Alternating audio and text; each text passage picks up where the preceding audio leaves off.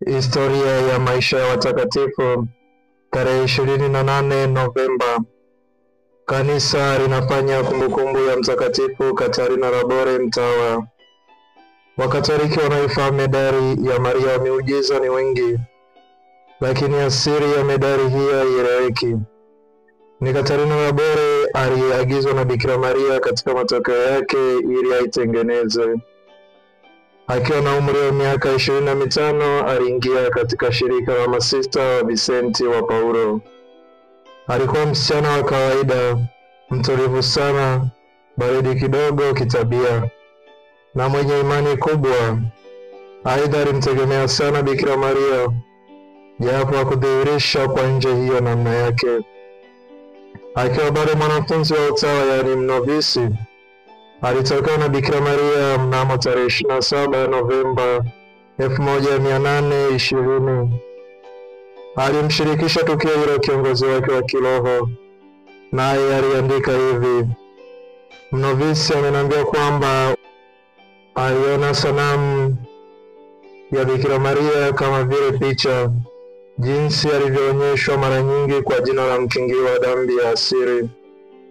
Amesimama wima, amenyosha mikono na miale ikitoka mikononi mwake. Maneno kama haya yalisikika: miale hii yaonyesha neema anazozipata Maria kwa ajili ya binadamu. Kando kando ya sanamu yalionekana maneno kama haya: Maria uliyekingiwa dhambi ya asiri, utuombee sisi tunaokukimbilia. Baada ya dakika chache sanamu ikageuka na mnovisi aliona herufi M. Juu yake aliona msalaba na chini yake mioyo mitakatifu ya Yesu na Maria. Ndipo aliposikia tena sauti ikimwambia medali itengenezwe kadiri ya mfano huo, na watu watakaoivaa medali hiyo iliyobarikiwa na kusali sala hiyo watalindwa na mama wa Mungu kwa namna ya pekee. Katarina alimwitikia kiongozi wake, lakini miezi 6 baadaye alipata tokeo kama hilo. Akamwambia kiongozi wake huyo, akamshauri kama alivyofanya hapo kwanza. Baada ya nusu mwaka tena mnovisi aliliona tukio hilo kwa mara nyingine tena na kuyasikia maneno kama hayo. Zaidi ya hayo, alimwambia kwamba Maria kuridhika kwa kuwa medali ilikuwa haijatengemaa bado. Basi padre kiongozi alimwendea askofu, naye akakubali medali itengenezwe na kusambazwa. Miezi 18 baadaye zilikuwa zimekwisha tengenezwa na kusambazwa. Katika maisha ya Katarina, jambo la ajabu ni kuwa alikuwa mtu wa kawaida kabisa ambaye hakuyavutia macho ya watu.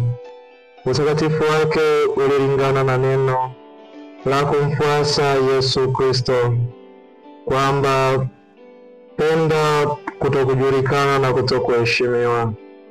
Aliishi utawani kwa muda wa miaka 50 kama sista mwema aliyekuwa mfano kwa wengine. Kwa upendo mkubwa alifanya kazi yake katika nyumba ya wazee, na daima alikuwa tayari kumsaidia kila mmoja. Watu walioijua siri yake walikuwa wachache sana, nao walilinda kama siri kuu.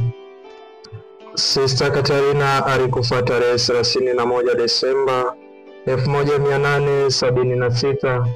Alitajwa mtakatifu mwaka 1447 na sikukuu yake huadhimishwa tarehe 28 Novemba.